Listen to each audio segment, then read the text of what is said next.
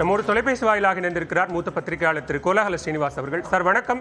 ஓ பன்னீர்செல்வத்தினுடைய இந்த முடிவை எப்படி பார்க்கறீங்க? சரியான முடிவா? சரியான முடிவு தப்பான முடிவுங்கிறது ஓபிஎஸ் அவர்ல ஜட்ஜ் பண்ணு, இதை நான் என்ன ஜட்ஜ் பண்றதுக்கு இருக்கு.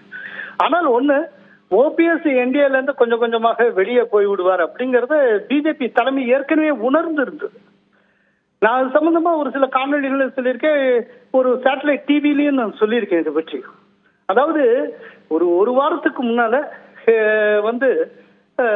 அமித்ஷா அவர்களை ஒரு முக்கியமான தொழிலதிபர்கள் 2 பேர் சந்திச்சப்போ அவங்க பேச வேண்டிய விஷயங்கள்லாம் பேசிட்டு லைட்டர் வெயின்ல பேசிட்டு இருக்கிறப்போ ஓபிஎஸ் பத்தின டாக்ஸ் வர்றப்போ அவர் OPS now he is dealing with others, he is very close to Stalin and DMK அப்படின்னு ஓபிஎஸ் அமித்ஷா சொல்லி இருக்கிறார். அப்பவே ஓபிஎஸ் டிவியேட் ஆகி வேற ஒரு லைன்ல போய் கொண்டு இருக்கிறார் அப்படிங்கிறது தெரிஞ்சு போயாச்சு.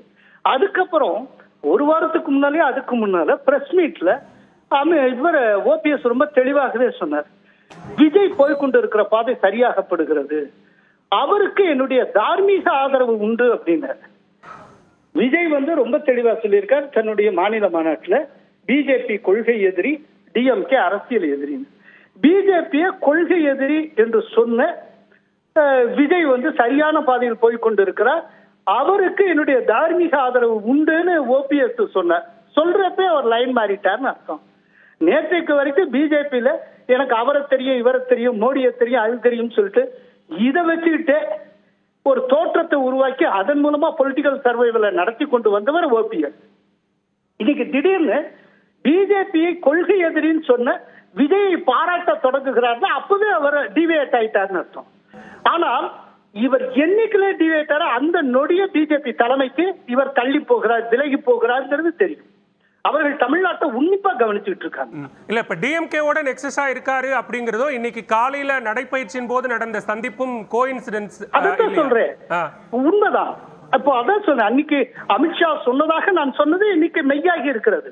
இல்ல இப்ப ஒரு நேரெதிர் துருவமாக இருக்கக்கூடிய மறைந்த முன்னாள் முதலமைச்சர் ஜெயலலிதாவால் அடையாளம் காட்டப்பட்டவர், அவருடைய உண்மையான விசுவாசி அப்படின்னு சொல்லப்படக்கூடிய ஓ பன்னீர்செல்வம் நேர் எதிரான திமுகவோடு எப்படி உறவு பாராட்ட முடியும்? அதற்கான வாய்ப்புகள் இருக்கா?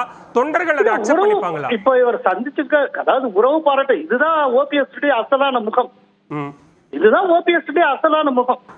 இப்ப நீங்க எடப்பாடி மேல என்ன விமர்சனம் வேணாலும் வைக்கலாம் சார். எடப்பாடி பழனிசாமி என்னைக்காவது டிஎம்கே அலையன்ஸ் வைப்பாரா?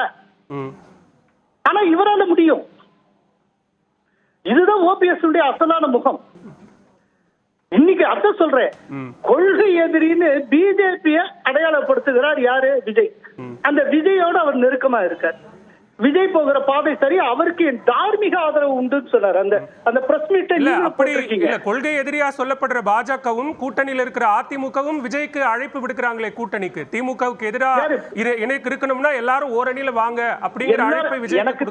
எனக்கு தெரிய எல்லாரும் ஓரணியில், திமுக எதிர்ப்பு சக்திகள் அத்தனையும் ஓரணியில இருக்கணும்னு சொன்னாங்களே ஒழிய ஸ்பெசிபிக்கா விஜய் வரணும் யாருமே சொல்லல. இப்ப ஸ்பெசிபிக்கா ஓபிஎஸ் விஜய் பேரையே சொன்னது போல கட்சியினுடைய பெயரை குறிப்பிட்டு கூட்டணிக்கு வருவார்களா அப்படின்னு கேட்டா இல்லன்னு மறுக்கல. அதுக்கான வாய்ப்பு. அதே நேரத்துல விஜய் வரணும்னு அவர் சொல்லல. இல்ல, திமுகவை எதிர்க்கக்கூடியவர்கள் அத்தனை பேரும் ஓரணியில் தரணும். இது என்ன மாதிரியான ஒரு ஐடியா அப்படின்னா, இதுக்கு முன்னால இந்திரா காந்தியை வீழ்த்தணும் அப்படிங்கிறப்போ வேறுபட்ட கருத்து கொண்ட அத்தனை பேரும் ஒரு கட்சியாக சேருவோம்னு சொல்லிட்டு சோசியலிஸ்ட், வாஜ்பாய் எல்லாருமே சேர்த்து ஜனதான ஒரு கட்சி ஆரம்பிச்சாங்கல்ல. இப்ப சோசியலிஸ்ட் சந்திரசேகரும் அதுல இருந்தாரு. அதே நேரத்துல அடல் பிஹாரி வாஜ்பாயும் இருந்தாரு. அத்தனை பேரும் சேர்ந்து ஒரு கட்சியை உருவாக்கினாங்கல்ல, ஒரு காமன் காசுக்காக. அதனால ஒரு காமன் காசுக்காக அது சொன்னது.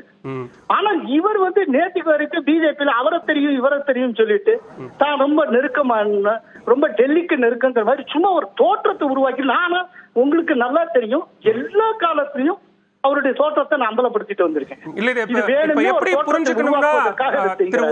இவருக்கு யாரையுமே ஒழுங்கா தெரியாது அப்படின்னு.